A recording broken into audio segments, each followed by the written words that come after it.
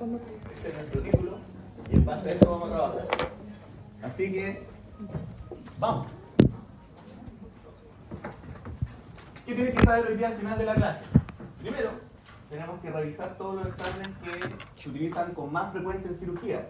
Esto es relevante porque en el fondo ustedes o reciben a un paciente con una derivación previa o ustedes tienen que indicar exámenes complementarios para poder aumentar su capacidad de discriminar ciertos cuadros clínicos, establecer diagnósticos diferenciales o confirmar alguna patología en particular.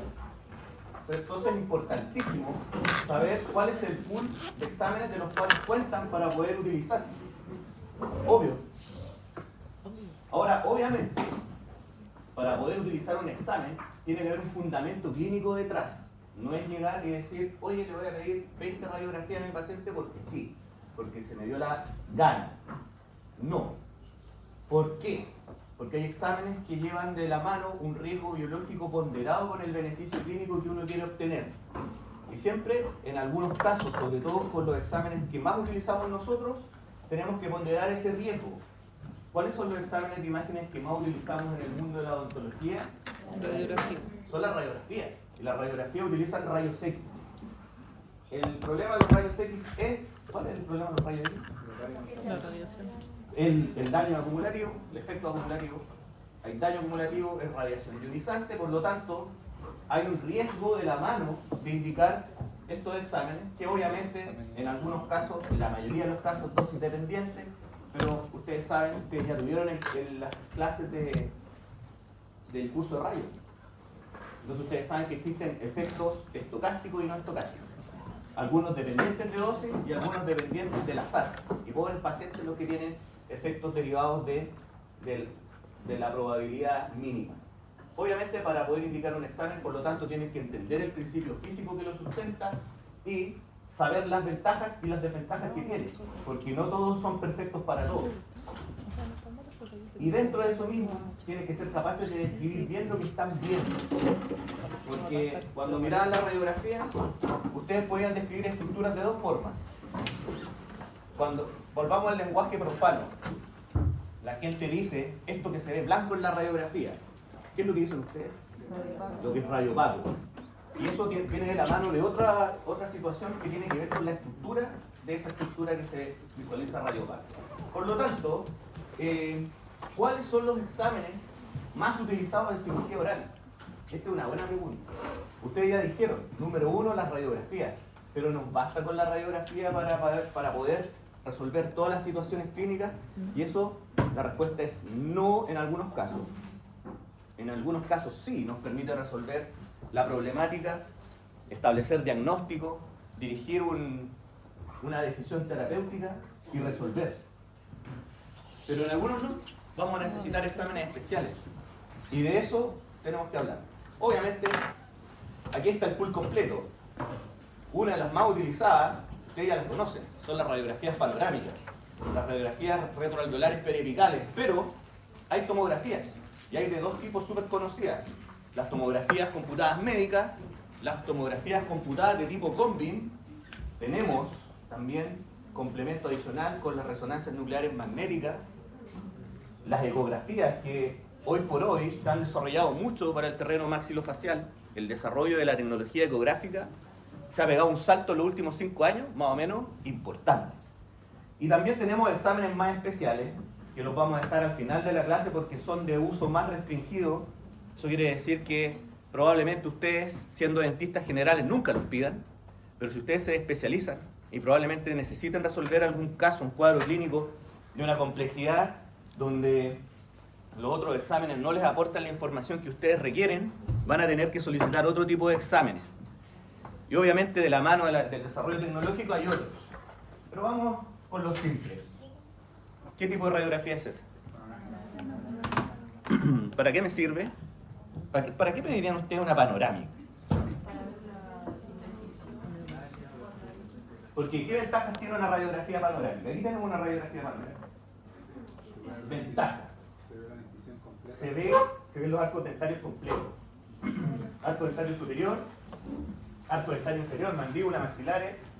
¿Esto qué es lo que es? algunas cavidades paranasales, algo de órbita se ve, por lo tanto, da una visión de un espacio bastante amplio. Tenemos un campo de visión muy amplio, lo que nos permite identificar estructuras en casi todo el terreno maxilofacial. Pero de la misma forma, como podemos identificar estructuras macro en el territorio maxilofacial casi completo, tenemos unas limitantes. ¿Qué limitantes podemos tener en la panorámica? ¿Para qué no me sirve?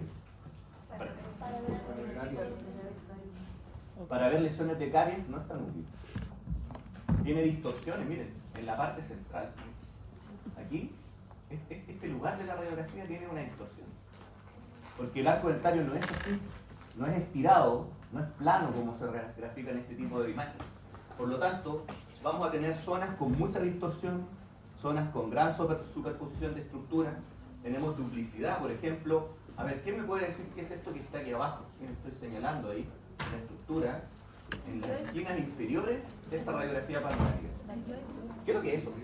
Ese es el hueso yoides, bien. Y como lo pueden ver, está duplicado. Está duplicado porque la radiografía pasa 2 veces en relación al mismo hueso por el trayecto que hace el equipo para poder irradiar al paciente. ¿Nos es útil para evaluar un panorama global del paciente desde el punto de vista radiográfico? Sí, excelente. Pero a veces se nos queda corto. Por lo tanto, ventajas, y lo dijeron ustedes, tienen un amplio campo de visión. Ojo, aquí hay un aspecto importante, la dosis de radiación que emite una radiografía panorámica comparada a una radiografía periapical total. ¿Cuántas radiografías son la periapical total? 15. ¿15? 8 y 7. ¿Sí? ¿Ya? La dosis de radiación es menor. Ustedes tienen que saber que las dosis se miden, hay varias formas de medirla, pero aquí estoy hablando de dosis de exposición neta. Por ejemplo, la dosis de una panorámica más o menos es 5 microsieverts. En cambio, una radiografía periapical, una entre 4 y 30. Una. Entonces, si tenemos que tomar 10, 15, tenemos una cantidad de exposición importante. Ahora, comparado a las retroalveolares periapicales, las radiografías panorámicas son más cómodas y permiten planificar tratamientos complejos. ¿Qué otra cosa permite? Pues permite diagnosticar grandes lesiones en territorios amplios del territorio facial. Por lo tanto, tenemos claro cuándo vamos a ocuparlas, cuáles son esas desventajas y ventajas. Desventajas las dijeron ustedes también. Existe superposición y distorsión de estructuras. Tiene muy poca resolución periapical. Por lo tanto, si yo quiero tener una visión detallada de lo que está pasando a nivel periapical, vamos a tener otra indicación. Necesitamos otro tipo de radiografía. Podemos tener artefactos. Los pacientes pueden tener problemas de posicionamiento. Y existe una limitación importante para el diagnóstico de lesiones de caries. Si ustedes quisieran diagnosticar lesiones de caries, ¿qué radiografía piden? Bueno, el diagnóstico es clínico, pero complementario a esto, una aleta de mordida, una bite wing. Bien. Súper. Radiografía retroalveolar periapical. Esta es la número 2, pero ustedes ya se dan cuenta inmediatamente de que perdimos visión del campo completo. Por ejemplo, acá, ¿lo pueden ver o no? ¿Qué es esto? Eso es un tercer molar. ¿Qué pasa con ese tercer molar? ¿Qué pasa? Está meso inclinado, lo primero, y está, ¿qué diente es? El segundo molar, inferior izquierdo, tercer molar, si lo dicen en FDI mejor, o en nomenclatura. 2, ¿no? Vayan acostumbrándose a nombrar los dientes con la terminología correcta. Si alguien tuviese que planificar la exodoncia de ese tercer molar, ¿le basta con esta radiografía? No sé. ¿Por qué no? Tengo una buena resolución de las raíces, pero aquí veo, aquí está el canal de la mandíbula, y aquí veo una sobreproyección, un poquito del ápice, de los ápices del molar en el canal de la mandíbula. Por lo tanto, Existen técnicas de desplazamiento que permitirían tener poder ver tridimensionalmente qué es lo que está pasando con esa relación. Pero tenemos tecnología de mejor calidad para poder ver eso. Y también podemos observar ciertas cosas que ocurren, podemos controlar tratamientos. La endodoncia, ¿cómo se controla? ¿Cómo se supervisa el tratamiento endodóntico? ¿Cómo se va evaluando paso a paso? Con radiografías periapicales. Por lo tanto, tiene la indicación de permitir seguimiento de los tratamientos y evaluarlos en el tiempo una vez que se ha completado también. Y también nos da aquí, en este caso, una visión para poder determinar una acción requerida, indicar un acto quirúrgico. Nos permite ver lesiones periapicales de distinto tipo, osteitis periapicales, quistes periapicales. Ustedes vieron en los casos clínicos que resolvieron hace 2 semanas atrás la importancia que tiene este examen complementario. Bastante buen uso, muy buena resolución en la zona periapical. Y también nos permite, y de hecho es uno de los exámenes más utilizados en periodoncia, porque nos permite ver el nivel del remanente óseo alveolar. Ventajas y desventajas de la radiografía periapical. ¿Qué ventajas tiene? Se ven súper bien los ápices, los contornos, los espacios periodontales, la morfología radicular en 2D, con la lata de que la visión es limitada y tenemos sobreproyección a superposición de estructuras. La imagen también tiene distorsión. Y esto, si ustedes recuerdan, ustedes tienen que haber tenido en el curso de rayos algo que se llamaba la ley de Siesinski. ¿Se acuerdan de eso? Porque siempre cuando estén hablando de radiografía, ustedes van a tener que estar compensando algunas distorsiones, sobre todo en endodoncia, por ejemplo. En cirugía no tienen que compensar tanto porque es exploratoria la imagen y permite que ustedes visualicen ciertas estructuras, pero no miden tanto como en endodoncia.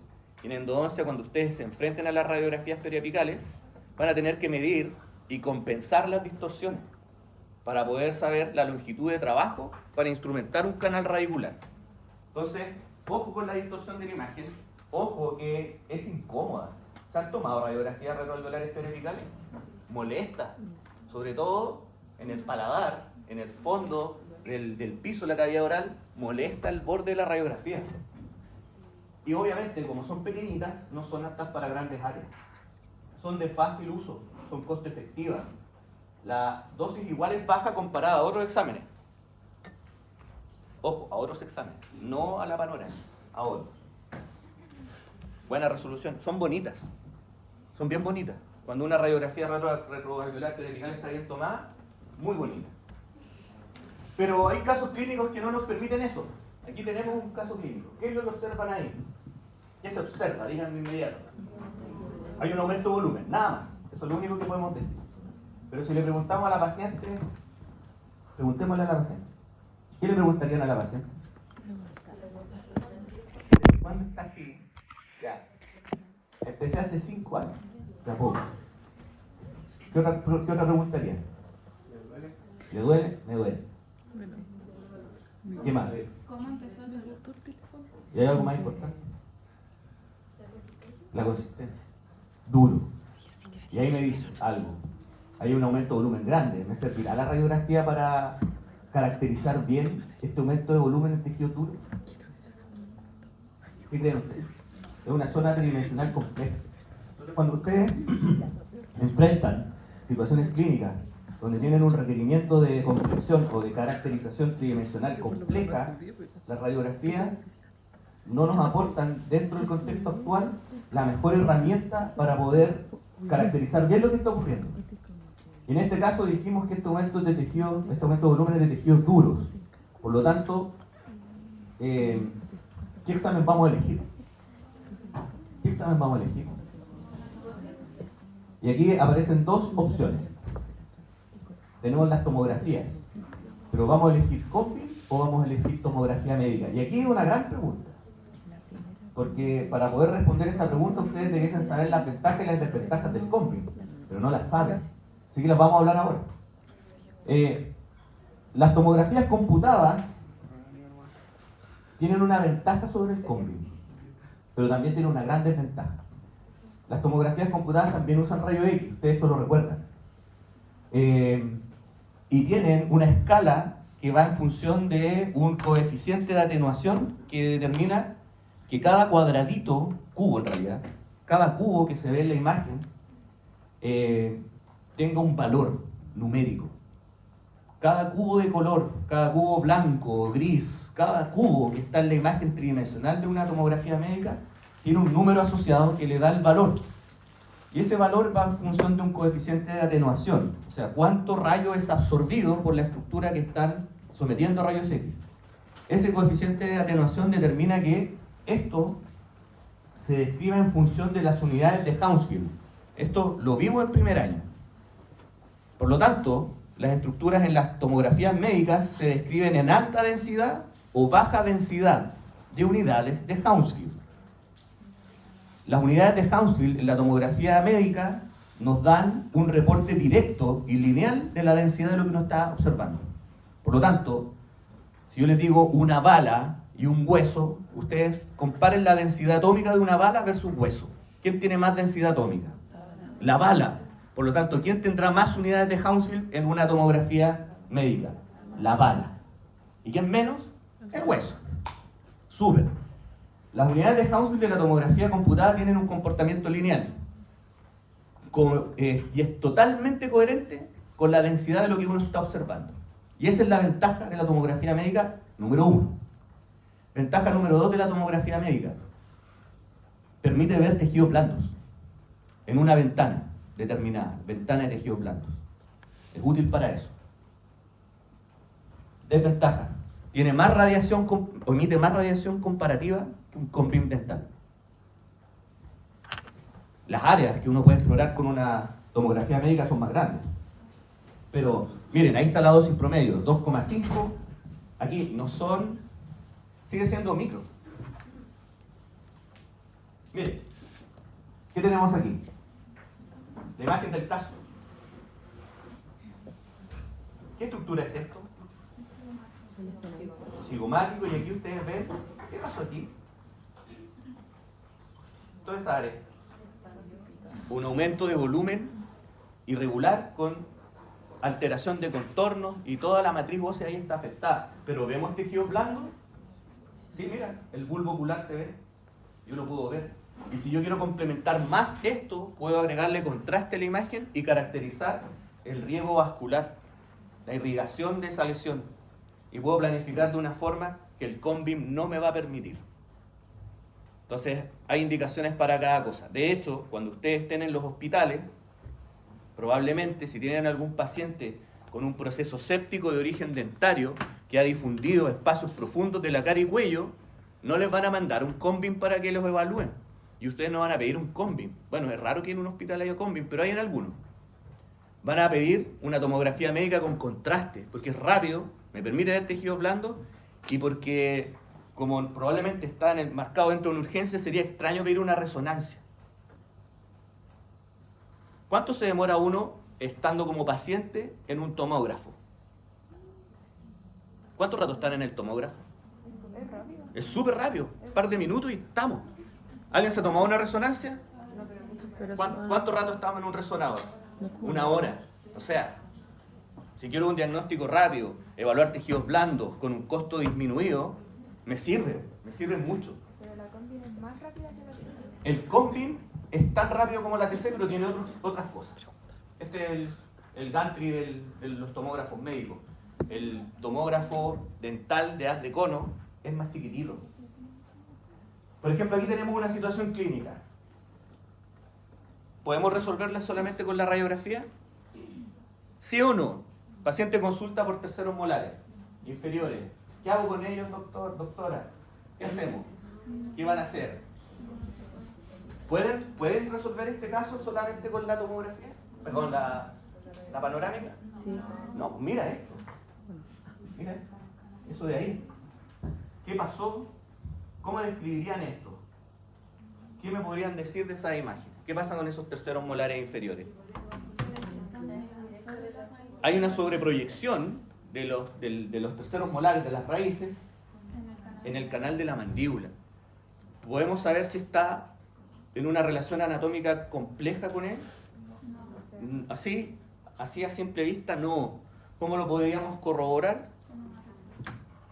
Con retroalveolares con desplazamiento, que es un poco más difícil, pero lo ideal es hacer esto, un combi. Esto es un combi. Ahora, el combi te permite hacer esto, análisis de tejidos óseos, ventajas del combi, más resolución espacial. Se tiene mejor resolución que la tomografía médica, porque el voxel es más pequeño, pero la escala de grises que tiene no procesa el coeficiente de atenuación igual que la tomografía médica. Al usar menos radiación, no existe un correlato exactamente igual al de la tomografía médica con los objetos de densidades distintas. Yo les dije que había una relación lineal en la tomografía médica, ¿cierto? Lo más denso tiene más unidades de Hounsfield y lo menos denso menos, pero igual que la densidad. En la tomografía combi no. Y eso es un problema. Yo trabajo harto con esto, me los mandan para planificación digital. Y la verdad, a mí no me gusta mucho, pero porque me hace pensar distinto, me saca de mi zona de confort. Porque normalmente me lo mandan los implantólogos. Los implantólogos me dicen, oye, hazme una guía quirúrgica, o viene algún colega Maxlo y me dice, planifica esto en 3D. Yo le digo a mi hermano, oye, hazlo porfa. Pero cuando vienen los implantólogos, me dicen, oye, pero dime qué densidad del hueso hay. Porque para los implantólogos les sirve saber si el hueso es tipo 1, 2, 3, 4, en función de la osteointegración. ¿Se acuerdan de eso, cierto? Pero aquí cuesta calcularlo, porque la relación de unidades de Hounsfield del combi no es lineal con respecto a la densidad del objeto que uno radiografía, es exponencial. Entonces los ajustes matemáticos que hay que hacer para calcular la densidad verdadera y poder decirle al colega, oye, hueso tipo 1, no es tan fácil. Pero sí permite hacer una evaluación tridimensional bastante adecuada. Yo puedo segmentar esto, imprimirlo y mandarle un modelo del paciente al colega y digo, hágalo. Por lo tanto, miren, el factor de conversión aquí en regiones anteriores que tienen poca densidad es muy alto y el factor de conversión es 1.5 acá y 6.8 acá. Se dan cuenta que para poder traducir distintos lugares del combi al aspecto de densidad ósea no sigue un comportamiento lineal, sino que el factor de conversión cambia. Por lo tanto, si bien aquí hay controversia con respecto al combi, hay gente que dice, sí, el combi me sirve bien para determinar densidad. Hay otros que dicen no. Y yo digo, depende del equipo, porque no todos los equipos son iguales. Los equipos no todos te entregan la información de la misma manera, ni con la misma forma de voxel, ni con la misma dosis empleada para obtener la imagen. Entonces los combis son un mundo. De hecho, ¿ustedes se acuerdan cuál es el formato ideal para las imágenes médicas? Esto es importante. Yo quiero que lo guarden para siempre. Existe un formato de diálogo digital en imágenes médicas. ¿No se acuerdan? Se van a reír. El formato se llama así. Es así. ¿Qué dice acá? Dice DICOM. Una frase conocida en este país. DICOM le dicen. Ese es el formato en que uno debiese tener todas las imágenes médicas. ¿Cuál es el problema? Existen distintas marcas de tomógrafos y no todos entregan la información en DICOM. Por lo tanto, si yo quiero hacer estudios comparados, no todos me sirven. Hay algunos sistemas que son cerrados. Mal. Esto que está aquí es algo que se llama fantoma de calibración. Y todas estas cositas que están aquí adentro de este circulito tienen densidades conocidas. Por lo tanto, cuando uno toma una tomografía o un combi con un fantoma de calibración, puede en el fondo hacer este cálculo de densidad más fácil. Pero ¿cuál es la verdad? La verdad es que nadie usa fantomas de calibración. En la práctica diaria, nadie usa fantomas de calibración. El fantoma de calibración es el aire y asumen con las unidades del aire la densidad de todo el resto. Cosa que, insisto, que para el combi no es tan bueno. Pero sirve. El combi nos sirve. Poca radiación, nos sirve para explorar bien tejidos duros. Estamos al debe con los tejidos blandos en el combi. Y aquí, cuando quieran ver el tema de las radiaciones comparadas, les puse una tablita. En milisieverts, ojo que al principio hablamos de microsieverts, aquí estos son milisieverts en radiación comparada. Caso hipotético número 2. ¿Qué vemos acá? Un aumento de volumen. ¿Y si decimos que es blando esto? ¿Qué vamos a pedir? ¿Qué pedirían? ¿Podríamos pedir una TC con ventana de tejido blando? Sí, pero la caracterización que nos va a dar la TC de esa estructura de tejido blando no va a ser tan buena. No nos va a permitir decir esto es más tejido adiposo, esto es más tejido muscular, esto es más agua. No es tan bueno. La eco nos serviría, pero la eco es difícil de interpretar. Y tiene algunas limitantes que vamos a hablar en la parte de la ecografía. El ideal, el gold standard para analizar tejidos blandos desde el punto de vista tridimensional son las resonancias. Esto es una resonancia. Y este es el aumento de volumen que se ve aquí, en el caso. ¿Se acuerdan de la resonancia o no? Profe, pero si en el caso que llega eso como urgencia, si dijo que las resonancias se demoraban mucho. Ya, buena pregunta. Los procesos de avance lento normalmente no son urgencias. Ya. Las urgencias normalmente son situaciones agudas. Ahora, si imaginemos que sí llegó. Perdón, ese es mi teléfono.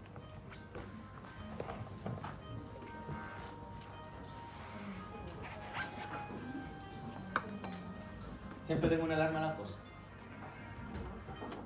Ya, perdón. Sí, sí te sirve. Una tomografía con ventana de tejido blando sí te sirve. Pero no es la ideal. Te va a permitir ver algo, quizás un hallazgo. Y te va a permitir decir, oye, esto es de tejido probablemente muscular. Pero ¿cómo puedo caracterizarla mejor? Con resonancia. Y la resonancia me va a decir, oye, esto que está aquí, esto es una, ¿qué tipo de secuencia es esta? Las resonancias tenían dos secuencias importantes, las más conocidas. T2 y T1. Y que servían para observar cosas distintas. Y esto lo vimos en Morfo 1 y en Morfo 2. Y ahora es momento de recordarlo. T2. ¿Qué es lo que más da señal en T2? El agua. O los líquidos en estado libre. Eso es lo que da más señal en T2. ¿Qué da más señal en T1? Tejido adiposo, tejido muscular. Por lo tanto, si yo quiero caracterizar esta lesión, aquí hablo en otro lenguaje. Esto que está acá no está en unidades de Hounsfield, porque el principio de construcción de la resonancia es distinto. ¿Cuál era el principio físico que hacía que pudiésemos tomar resonancia? ¿Qué es lo que hacían los resonadores? ¿No se acuerdan?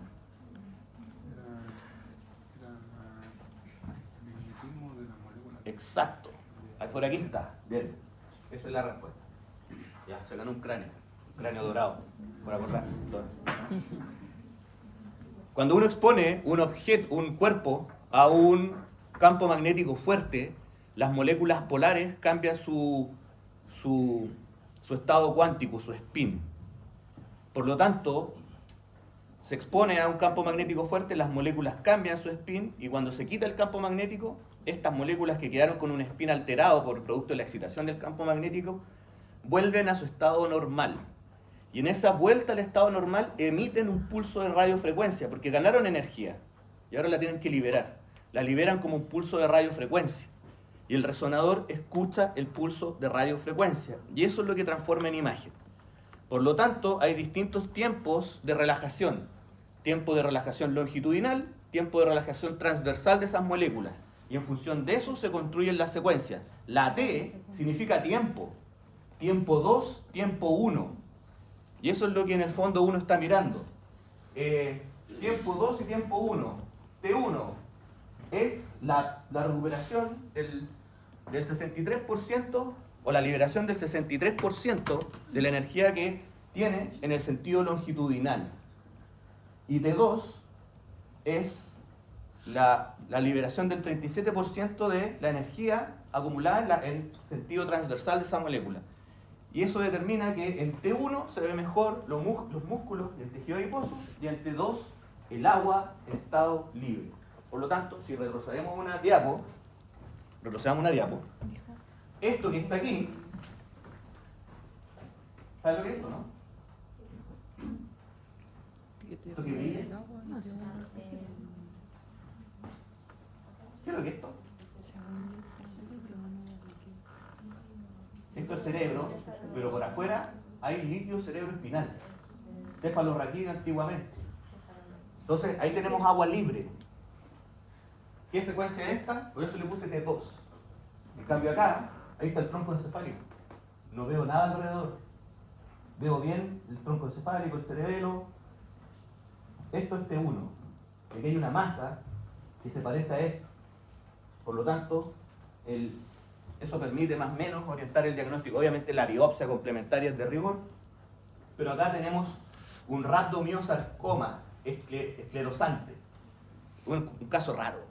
Esto es una rareza que ustedes no van a tener que ver probablemente. Muy, muy extraño.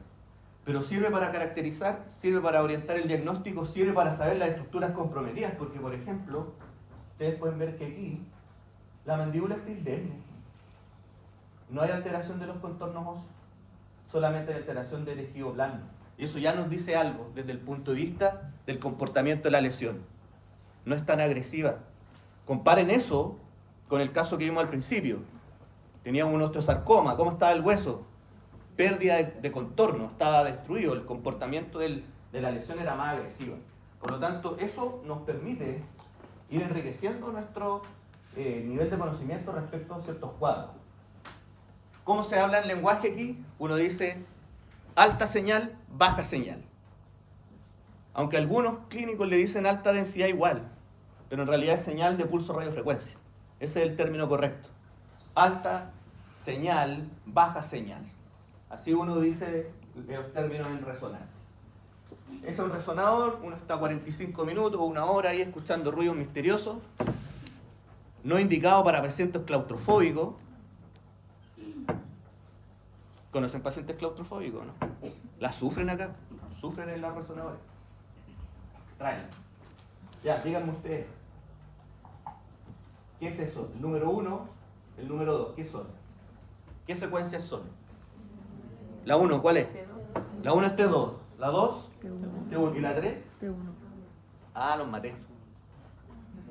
Porque en la resonancia también podemos usar contraste. Esto es una resonancia con contraste, ponderada en T1. Resonancia con contraste, ponderada en T1. Ahí está el contraste, en los vasos sanguíneos que irrigan aquí el encéfalo, cerebro en este caso. O sea, pueden tener contraste en ambos casos. Vamos al otro examen que está en desarrollo. De hecho, esto ha crecido mucho el último tiempo. La ecografía facial es bacán.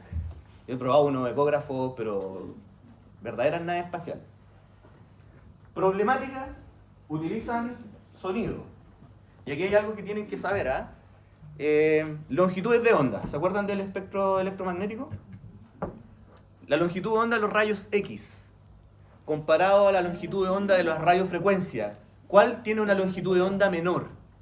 ¿Rayos X o radiofrecuencia? Los rayos X. Entonces, si la longitud de onda es más chiquitita entre los rayos X y la resonancia, ¿quién da mejor resolución? Los rayos X. Por lo tanto, cuando uno mira una resonancia, normalmente uno dice, no me gusta la resolución de la resonancia.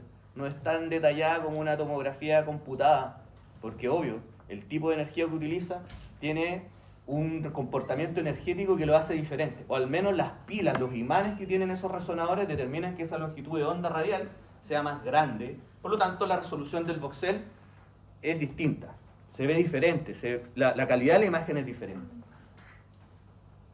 ¿Qué se usa en la ecografía? Ultrasonido. ¿Cómo es el ultrasonido comparado al pulso radiofrecuencia? La onda, ¿de qué tamaño es? Es mayor todavía, por lo tanto la resolución que ofrece la eco debiese ser menor, entre comillas. En general, mientras más grande es la longitud de onda y menor es la frecuencia, más penetra dentro de los tejidos. Por ejemplo, si yo quiero ver a un feto en desarrollo, utilizo un ecógrafo de baja frecuencia, donde las ondas son más grandes y permiten ver objetos más profundos. Pero nosotros estamos en el territorio facial. ¿Qué queremos ver en el territorio facial? ¿Qué cosas son de interés ecográfico en el territorio facial? Los senos no, pues son de tejido duro. Glándulas salivales, ya, ¿qué más? Músculos, por ahí dijeron, ¿qué más? Tejido adiposo, también. Nódulos linfáticos, también. ¿Qué más? ¿Qué más de interés? ¿Pueden ser vasos? Los vasos sanguíneos, excelente. Eso es de súper interés, sobre todo hoy en día que existe este boom de la armonización orofacial y la gente se pone ácido hialurónico en los labios, en la nariz, en lugares insospechados. A veces ocurre que comprimen vasos sanguíneos. ¿Y cómo voy a ver eso de forma rápida? ¿Con lógica? Con una eco. Pero el problema de la ecografía es que es súper difícil de interpretar. Hay que ser un capo. Y normalmente, como los tejidos blandos de la cara tienen un espesor más reducido, estas son las frecuencias que utilizamos en cara. 22 MHz, 30 MHz, baja penetrancia, buena resolución. Y estas máquinas son caras y no están en disposición de todos los servicios. Dígame. En el caso de que yo quiera ver como vascularización, tendría que ser con efecto Doppler. Exacto. Aquí hay otro craneocito por aquí. Aquí dice una pregunta muy buena. Si yo quiero ver los vasos sanguíneos, lo ideal es ver el efecto Doppler. Sí. ¿Qué es el efecto Doppler? ¿Ven algo aquí o no? No veo nada. Ese es el problema de la eco. La primera vez que uno ve una eco, dice, ¿qué es esto? Es unas manchas. Pero esto es porque estamos en un territorio no conocido. Pero aquí estamos en un territorio conocido. Estos son labios. Labio, ahí está la epidermis, tejido adiposo, superficial, el músculo orbicular oral, el vestíbulo oral, y aquí hay un artefacto, un refuerzo posterior se llama. Bueno, como esto es sonido, se crea una imagen con sonido, la eco tiene grandes problemas porque genera muchos artefactos. Muchos artefactos. Esto que está acá es lo que tú comentabas. Una eco con efecto Doppler. Esto es, se puso así. El ecógrafo, el transductor se puso en este sentido, por lo tanto, para acá es superficial, para acá es profundo. Dígame. Genera muchas cosas que no existen.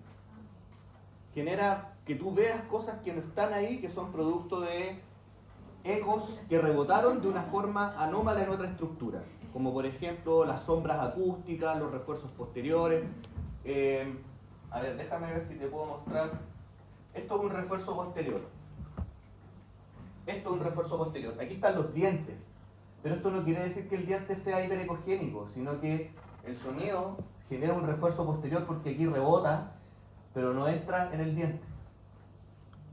Y de aquí para acá se ve oscuro porque no pasa la señal más allá del arco dentario, genera una sombra acústica, no penetra el sonido para allá. Pero hay muchos artefactos, el mundo de la eco está lleno de artefactos que hay que ser capaces de identificar. Por ejemplo, ya estábamos diciendo que esto es piel. Ahí está la piel del dorso de la nariz. Aquí tenemos el musculito, pero miren, aquí hay color.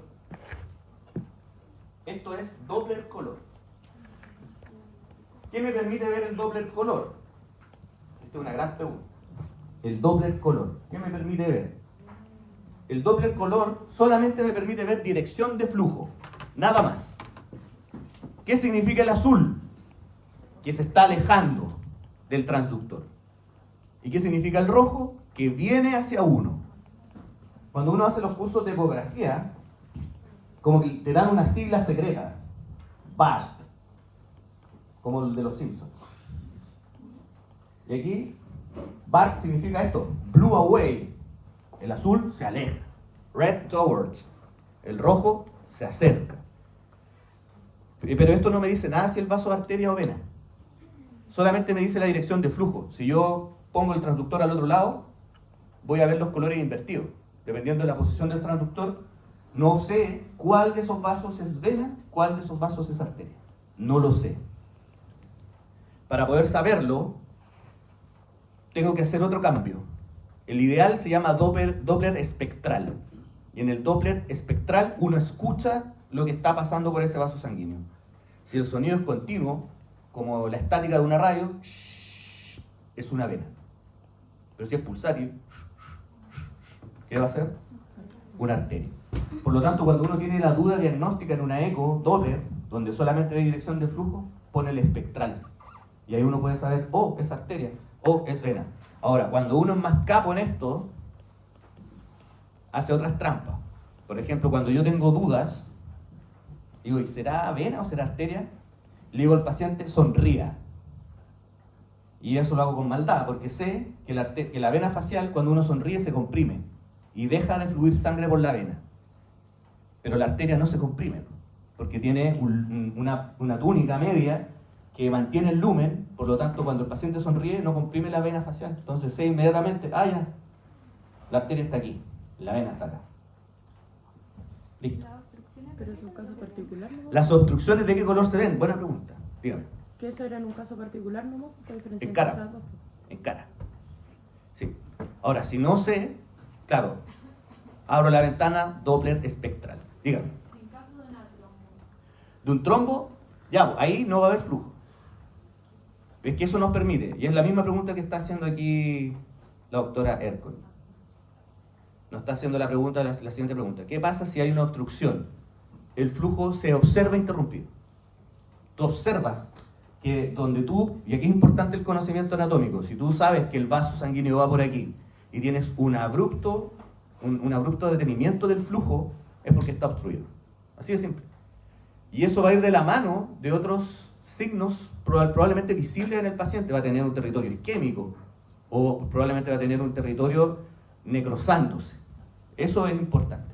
Y por eso es de alto uso ahora. Por ejemplo, pasa mucho, o pasa con más frecuencia que antes, gente que se pone ácido hialurónico en la nariz, comprimen las ramas septales y del subtabique en relación a la vascularización de la nariz, generan isquemia y necrosis de la punta nasal. ¿Cómo se puede prevenir eso? Mirando, así de simple. Miro si alguien, ese X o X persona que puso el ácido hialurónico ahí, pudo corroborar o no en el momento que estaba obstruido o no el vaso, tiene cierto grado de tranquilidad para el pronóstico de ese tratamiento. Ahora, el problema del ácido hialurónico en la cara es otro, además de ese. El problema es que, por ejemplo, el labio, ¿cómo es la movilidad de la zona de los labios? ¿Es poca o es alta? La zona de los labios es altísima, se mueve todo el día, uno gesticula, mueve todo el día. Entonces, si ustedes ponen ácido hialurónico en los labios, o alguien pone ácido hialurónico en los labios, la posibilidad de que se transloque es alta. Entonces probablemente el clínico dice, ya quedó lindo, que buen, váyase para la casa. Hizo el chequeo ecográfico, el ácido hialurónico estaba en el sitio. 3 días después, tengo algo blanco en el labio. La piel se me puso blanca. No sé qué pasa. ¿Pero cómo? Si yo lo vi bien. Se traslocó, producto de los movimientos del labio. Si es que pusieron mucho o puso mucho algo, el ácido se mueve de posición y puede comprimir un vaso a distancia. Eso puede pasar. Pero el ácido se trasloca. Hay gente que dice que migra, pero el ácido no tiene vida propia. Si tú lo pones en un lugar se queda quieto a menos que otra cosa lo mueva de ahí. Y esa otra cosa normalmente son músculos. El ácido se trasloca. Pero eso sirve para aspectos ecográficos. Ya, hay exámenes especiales, de rendimientos especiales. A todo esto, momento. ¿Cómo se dice algo blanco en ecografía? Se dice hiperecogénico. Y lo negro se dice hipoecogénico. Y si no tiene nada, se dice anecogénico. O sea, si es negro, o sea, aquí, del aire, aquí, anecogénico. Hiperecogénico, este es más hipoecogénico con respecto a esto, porque genera menos eco. Esto va en función de la onda de sonido. Bien, exámenes especiales. Dígame. Tengo una duda Dígame. con respecto a la resonancia magnética. Disparen. Duda aquí de la resonancia. Por casualidad, eso significa como el cambio de polaridad de la Así, A priori no. Buena pregunta. Me preguntan acá si la resonancia magnética es capaz de registrar el cambio de polaridad neuronal. No. A priori no. Sola, no. Pero estos exámenes, dentro de los exámenes especiales, sí podemos ver algunos que reflejan actividad. Pero eso va por otro mecanismo. Exámenes especiales de uso más restringido en odontología, sobre todo en cirugía. 1. El PET, la tomografía de emisión de positrones, y el SPECT, que es la tomografía de emisión de un solo fotón. Single Emission Computer Tomography, Positron Emission Tomography. Esto es el PET. Acá se inyecta un radiofármaco que es consumido, en este caso puntual, en sitios donde hay alta tasa de proliferación celular. Por lo tanto, en este caso, está marcando proliferación celular. En algunos casos yo puedo marcar actividad cerebral, que es lo que tú preguntabas. Si yo quiero saber qué lugar del cerebro está funcionando más, volvamos a esta diapositiva. Mira, por ejemplo aquí, de fondo, hay unas imágenes de cerebro ahí. Aquí tiene más consumo de una glucosa especial, por lo tanto uno puede decir que ahí hay más actividad cerebral que acá. ¿Ya? Eso, hay más señal aquí que acá. En este caso, más señal acá, y esto es un PET que me permite diagnosticar una hiperplasia condilar. Aquí el paciente tiene una hiperplasia condilar, miren, está grande ese cóndilo, y yo les creo, la semana pasada había un seminario que decían, no, la radiografía me permite ver crecimiento, y yo les dije, no permite ver crecimiento, porque es una foto nomás, está detenido. Esto sí me permite ver actividad que se traduce probablemente en crecimiento de ese cóndilo. Esto sí, el PET sí. Ahora, el PET es súper caro, no lo usan tanto, de hecho lo que se usa más aquí en Chile es el SPECT, y el SPECT tiene menos resolución, por varias cosas. Aquí se anula un positrón en contacto con el territorio del paciente, choca, se emite un pic de rayos gamma, y eso es lo que detecta el tomógrafo en el PET.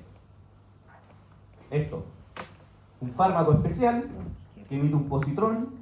Cuando se usa el fármaco, choca con un elemento de carga negativa, un electrón puede ser, se genera un pic de energía, se emite un rayo gamma, se detecta, y eso genera la imagen en colores. En cambio, en el SPECT, al pobre paciente le dan un fármaco radioactivo, y donde se vaya a ocupar ese fármaco radioactivo, más señal va a dar, pero está todo el tiempo emitiendo, por lo tanto la resolución es menor. Esto es un SPECT, y esto es lo mismo, hiperplasia condilar. ¿Dónde hay más señal aquí? Aquí, lado derecho o lado izquierdo. Lado izquierdo, por lo tanto, el que tiene hiperplasia que es el lado izquierdo, pero ¿se nota tan bien como el anterior? No. Aquí la resolución es menor. Tenemos menor resolución con respecto uno al otro. Esto se usa en la especialidad, los cirujanos maxilofaciales cuando quieren determinar algunas cosas respecto a la hiperplasia condilar, a veces piden estos exámenes con el protocolo de Tecnesio 99. Pero eso no es parte del pregrado, pero bueno que sepan, oye, esto es un SPECT, esto es un PET, probablemente están estudiando este cuadro clínico y ustedes pueden orientar a los pacientes cuando tienen inquietud y les plantean esto. Ahora, hay otros exámenes que son más extraños, que por ejemplo este no existe aquí todavía en Chile. Y esta es la Dental Dedicated MRI, la resonancia nuclear dedicada a la odontología. Y tiene algo muy particular. ¿Se acuerdan que yo les dije que la resonancia en general tiene mala resolución comparada a la tomografía? ¿Sí? Esta no. La resonancia dedicada, miren, esta es la precisión en milímetros de lo que está el COMBIM versus la resonancia dedicada. Miren la diferencia en las diferencias que tienen. Son pocas. Y esta es una imagen de resonancia dedicada. Es bastante buena. De esto pueden ver la pulpa. Pueden ver la pulpa, pueden ver la pulpa. Eventualmente podrían ver un proceso periapical en una resonancia. Claro que es un desperdicio de recursos. Existen otras herramientas diagnósticas. Pero si quisieran en el futuro, porque esto no existe todavía acá en Chile, hay pocos resonadores dedicados porque utilizan unos sensores distintos que son absolutamente de mayor resolución para efectos de territorios pequeños, podrían en el futuro 5 años más, 6 años más, empezar a escuchar que esto está aquí. Porque va a llegar, es inevitable que lleguen las resonancias dedicadas. ¿Y no usan radiación ionizante? No. Las resonancias no utilizan radiación ionizante. ¿Qué utilizaban? ¿Qué dijimos que utilizaban? Campos magnéticos fuertes. Recuerden eso. ¿Alguien se ha tomado una resonancia aquí o no? ¿Qué advertencia hay para entrar al resonador? Sacarse todo lo metálico. Excelente. ¿Por qué? Ya pegado en el Porque vibra. O sea, pueden salir disparados o vibrar. Si ustedes tienen un paciente baleado en el cráneo, ¿van a meter al paciente un resonador o un tomógrafo? A un tomógrafo. Porque en un resonador la bala va a vibrar y va a aumentar de temperatura. Eso es lo que pasa con las balas en los resonadores. Vibran y aumentan de temperatura. Se desplazan 2-3 milímetros, la temperatura sube a los 60-70 grados. Y eso va a dañar el tejido cerebral circundante. Eso es porque el campo magnético va a interactuar con ese tipo de estructura. Miren. ¿Qué les quería mostrar aquí? La comparación. Resonancia dedicada, combi. Igual bastante bien. Esto no es lo usual en cuanto a resonancia. Así que ojalá en el futuro, cuando llegue esto aquí, lo puedan utilizar. Va a ser de mucha utilidad. Díganme. ¿Eso se serviría como más para implantes? Mira, esto lo utilizan para implantes. Esto se puede utilizar para analizar procesos, difusión de procesos sépticos en lugares complejos, evolución de cuadros inflamatorios, lesiones de tejido blando en proceso alveolar, etc. Es tecnología nueva. Tiene utilización, de hecho la están utilizando en Brasil para analizar cuadros inflamatorios asociados a implantes de anclaje a distancia, como por ejemplo los implantes cigomáticos, para ver qué es lo que pasa con la mucosa, qué es lo que pasa con el hueso circundante, y lo complementan con el combi, pero va a tener utilidad. Y existe un último examen. Esto pasa cuando el lapicito está aquí.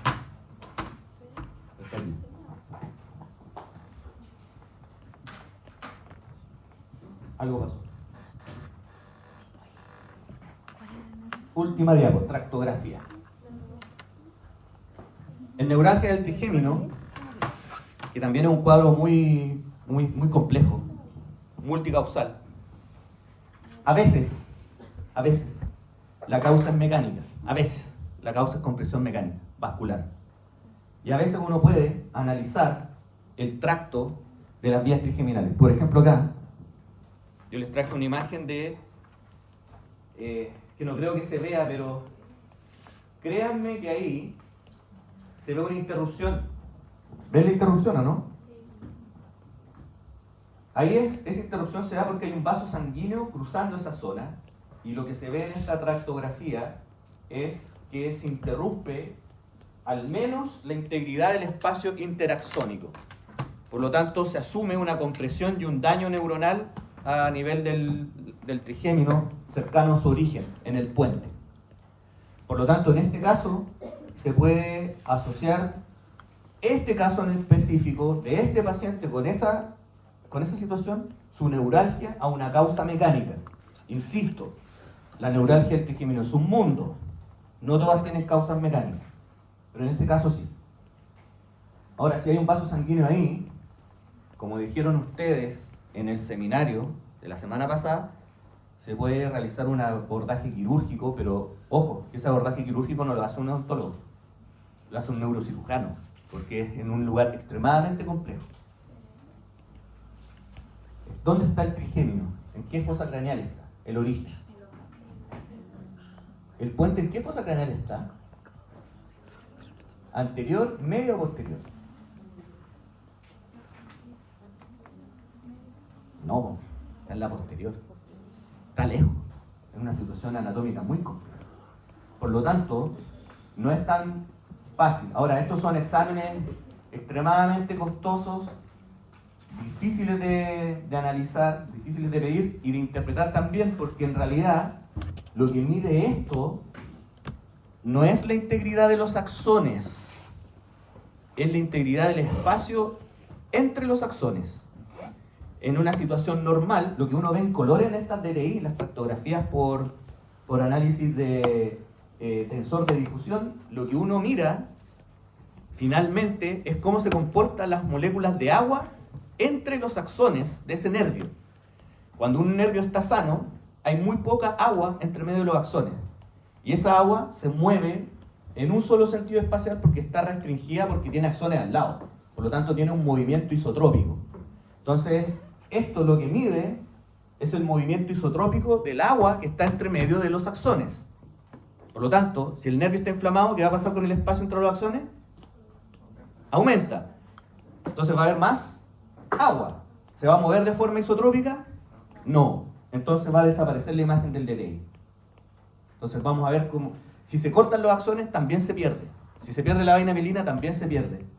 Por lo tanto, cuando uno ve una interrupción en un DRI, no significa una misma cosa. Significa 4 cosas distintas al mismo tiempo. Edema, destrucción neuronal, pérdida de vaina mielina, aumento de edema. Por lo tanto, ahí hay que juzgar con otros criterios para poder interpretar bien este tipo de examen. Y esta es la última diapo, ¿ah? ¿Tienen duda, no? ¿No? ¿Sí? ¿Una duda ya? Dígame.